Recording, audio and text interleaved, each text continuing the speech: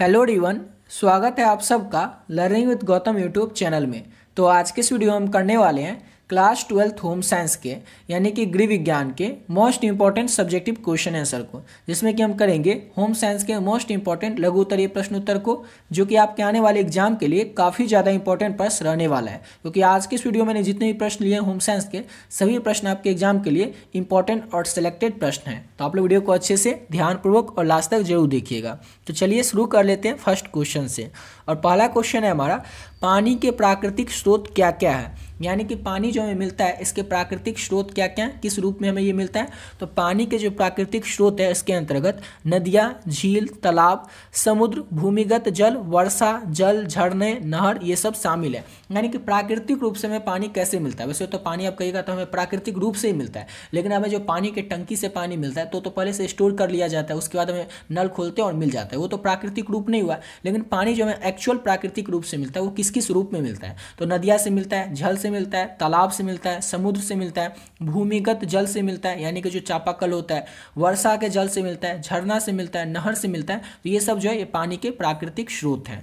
ये स्रोत पृथ्वी पर जीवन को बनाए रखने में महत्वपूर्ण भूमिका निभाते हैं। यानी कि जल ही जीवन है। तो ये जो जितने भी माध्यम है पानी के प्राकृतिक, जितने भी स्रोत हैं, ये सभी स्रोत जो है पृथ्वी पर जीवन को बनाए रखने में क्या करते हैं, महत्वपूर्ण भूमिका निभाते हैं। तो सिंपल सा क्वेश्चन था कि पानी के प्राकृतिक स्रोत क्या क्या है। तो आपको याद रखना है ये सब जो है ये सब पानी के प्राकृतिक स्रोत हैं।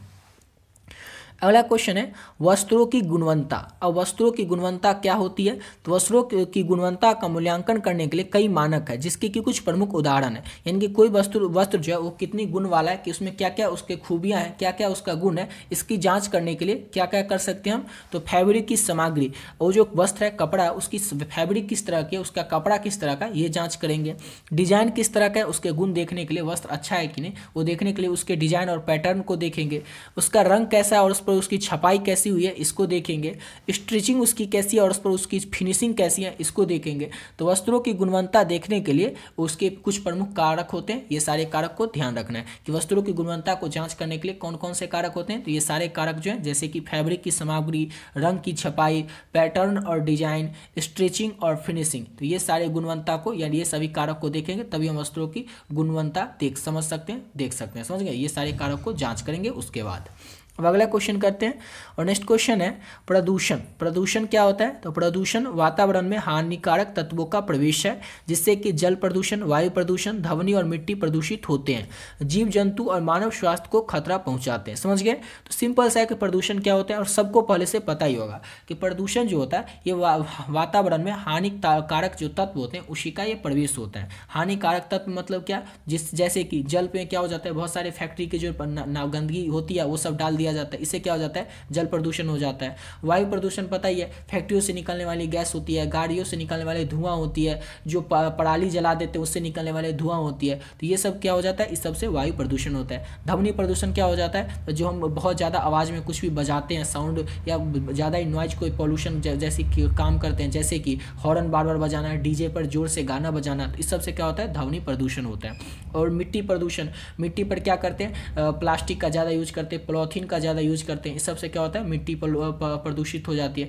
तो इन सभी कारणों से प्रदूषण होता है। समझिए। और इससे क्या क्या बीमारियां हो सकती है वो आपको पता ही है। जैसे अगर जल प्रदूषण होगा, जल में हम जाएंगे, जल को अगर उस जल का यूज करेंगे उससे क्या हो जाएगा, तरह तरह की बीमारियां हो जाएंगी। तो या फिर अगर जैसे कि ध्वनि प्रदूषण है, तो ध्वनि प्रदूषण से क्या हो जाएगा कि कई तरह के जो हार्ट से रिलेटेड प्रॉब्लम है वो सब हो सकता है। तो ये याद रखना है, लेकिन इतना आपको लिखने की जरूरत नहीं है, लघु उत्तरीय प्रश्न में बस आपको समझाने के लिए बताए हैं। तो प्रदूषण मतलब याद रखिएगा, प्रदूषण मतलब वातावरण में हानिकारक तत्वों का प्रवेश, यही होता है प्रदूषण, जिससे कि जैसे कि जल, वायु, ध्वनि और मिट्टी प्रदूषित होते हैं।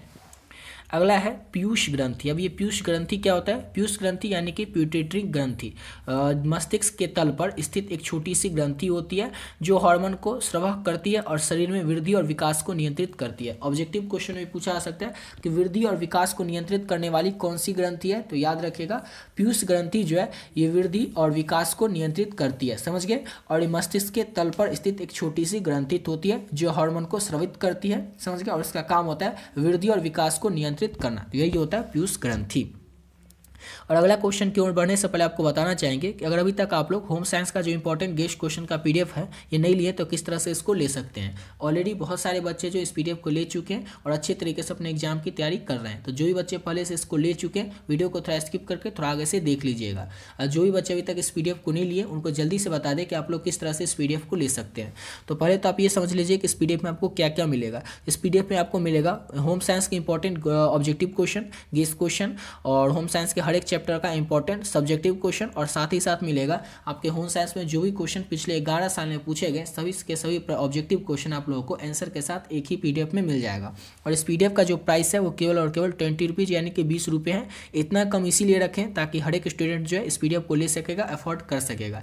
ये नंबर है 7903820891। इस नंबर पर आपको क्या करना है, फोनपे, गूगल पे, पेटीएम किसी माध्यम से आप लोगों को केवल और केवल 20 रुपीज़ पे कर देना, और पे करके आप लोगों को स्क्रीनशॉट इसी नंबर से जो व्हाट्सएप है उस व्हाट्सएप पे आपको स्क्रीनशॉट भेज देना और एक बस छोटा सा मैसेज कर देना होम साइंस, जिससे ये पता चल जाए कि आपको होम साइंस का पीडीएफ चाहिए।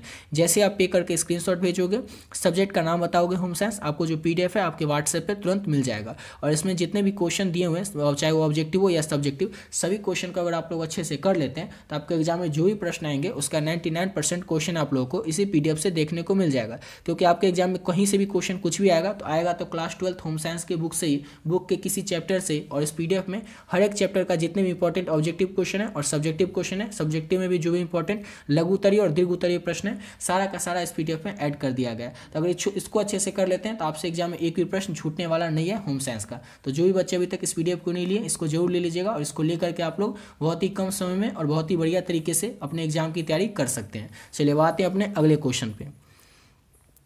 अगला क्वेश्चन है बाल अवस्था के रोग, यानी कि बाल अवस्था में बच्चों को कौन कौन सा रोग हो जाता है।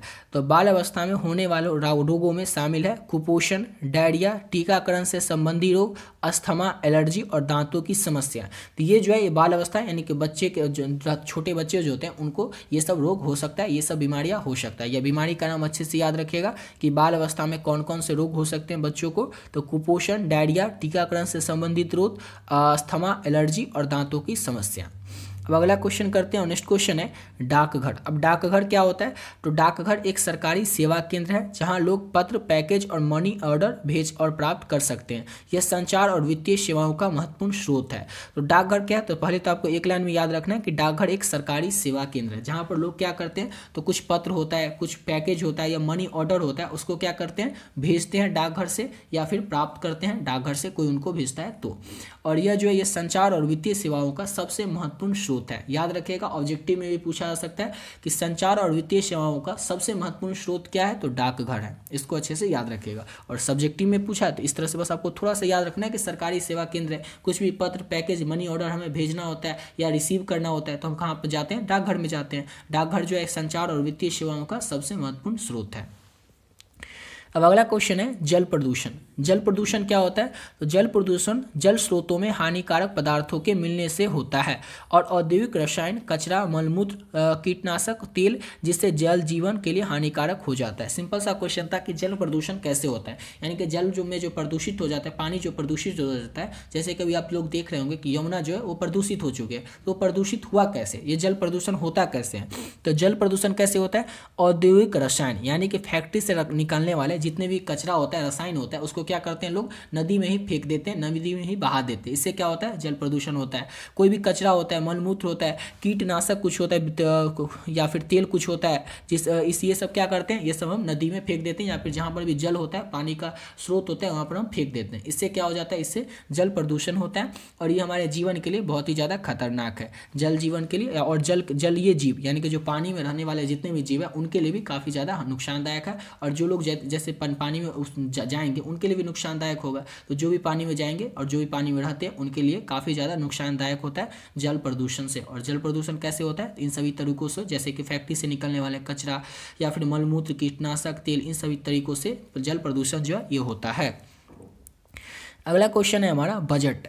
बजट क्या होता है, तो बजट का अर्थ होता है आय और व्यय का विवरण, यानी कि आमदनी कितनी हुई और खर्च कितना हुआ, इसका विवरण जो होता है यही होता है बजट। एक लाइन में याद रखना है, जिसमें आय के स्रोतों और व्यय के मदों का उल्लेख होता है और यह व्यक्तिगत, घरेलू और व्यावसायिक स्तर पर बनाया जाता है। बजट जो होता है ना, ये कई स्तरों पर बनाया जाता है, जैसे कि आप कितना इस महीने में आपको आमदनी हुई और आप कितना खर्च किए, इसका आप अगर खुद अकेले का बनाएंगे, चाहे आपका खर्चा 1000 रुपये मंथली ही हो, तो आपका भी एक क्या हो गया, बजट हो गया। आपके परिवार में जो बजट बनेगा कि आपके परिवार का खर्चा मंथली इनकम 10,000 है और आपका खर्चा हुआ परिवार का मंथली 7-8 हज़ार या 10 ही हज़ार, तो वो हो जाएगा आपके पूरे परिवार का बजट। अगर जैसे राज्य सरकार बनाती है पूरे राज्य का बजट, कोई बिजनेसमैन होगा वो अपने पूरे फैक्ट्री के लिए एक बजट तैयार करेगा। जो देश होता है, देश के लिए पूरा एक बजट तैयार किया जाता है, जिसे कि फरवरी के महीने में प्रस्तुत किया जाता है वित्त मंत्री के द्वारा। तो ये सब क्या होता है, ये सब होता है बजट। तो बजट क्या होता है, बजट का अर्थ ही होता है कि आय और व्यय का विवरण, यानी कि आमदनी कितनी होगी हमारी और उसके आमदनी के अनुसार हम खर्च कितना करेंगे, इसका विवरण जो होता है यही होता है बजट। समझ गए? तो आशा करता हूँ आप लोग को अच्छे से इतना समझ में आ ही गया होगा। जितना क्वेश्चन आपको बता रहे हैं सभी क्वेश्चन आपके आने वाले एग्जाम के लिए काफ़ी ज़्यादा इंपॉर्टेंट प्रश्न है और इस सब का आंसर आप लोगों को वो जो PDF बताएं उस PDF में मिल जाएगा। जो भी बच्चे अभी तक उस PDF को नहीं लिए उसको जरूर ले लीजिएगा, उसमें आपको ये सारा आंसर देखने को मिल जाएगा और सबको अच्छे से कर लेते हैं। जितना क्वेश्चन PDF में दिया हुआ है, चाहे वो ऑब्जेक्टिव हो या सब्जेक्टिव हो, तो आपसे एग्जाम में एक भी प्रश्न छूटने वाला नहीं है। सारा का सारा प्रश्न आप लोगों को उसी PDF से देखने को मिल जाएगा। ठीक है, तो मिलते हैं नेक्स्ट वीडियो में नए वीडियो के साथ।